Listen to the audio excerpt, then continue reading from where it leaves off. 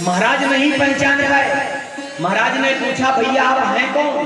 पहली बार हम अयोध्या में आपको देख रहे हैं, कृपया अपना परिचय बताइए। तो धीरे से मुस्कुरा दिया, और जैसे वो मुस्कुराया सैनिक, तो महाराज दशरथ समझ गए ये सैनिक और कोई नहीं है, मेरी पत्नी कैकेयी खड़ी हुई है। बोलो जय। मेरी पत्नी कैकेयी खड़ी हुई है। महाराज दशरथ ने हृदय से लगा लिया, अरे रानी तेरे पास ये सैनिक की वर्दी कब आई? ये तलवार तुझे कब मिली? ये वेश तुझे कब मिला? और तू तो कहती थी कि सुबह आपको सारथी मिलेगा। सारथी कहाँ है? कैकेयी ने कहा, आपके सामने जो खड़ा है सारथी ही तो खड़ा हुआ है, सारथी ही तो खड़ा है। महाराज दशरथ ने माथा थापा, तुम रथ चला लेती हो?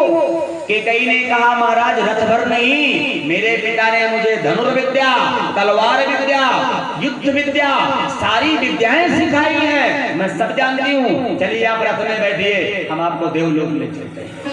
महाराज दशरथ बहुत प्रसन्न हुए। कहते हैं चक्रवर्ती सम्राट महाराज दशरथ रथ में बैठे और कैकेयी ने रथ को चलाया। देवताओं का राक्षसों का युद्ध हो रहा है। महाराज दशरथ वहां पहुंच गए और महाराज दशरथ इंद्र का सहयोग किया। देवता हार रहे थे, पराजित हो रहे थे।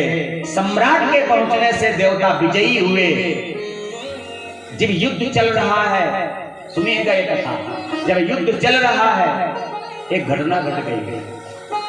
जिस रथ में बैठ के महाराज दशरथ गए थे उस रथ का पहिया निकलने लगा।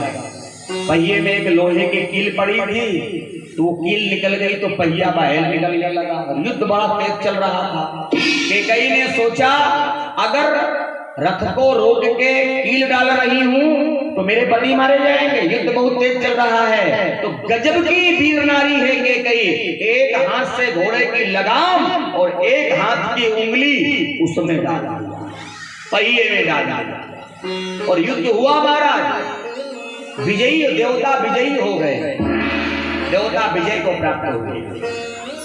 महाराज दशरथ की जय जयकारी हुई। देवताओं ने अभिनंदन समारोह रखा। महाराज दशरथ ने कहा, मेरा अभिनंदन नहीं किया जाए, मेरी पत्नी कैकेयी का अभिनंदन किया जाए। ये कैकेयी नहीं होती, मैं आपका सहयोग नहीं करता। ये कैकेयी नहीं होती तो मैं आप लोगों को विजयी नहीं कराता।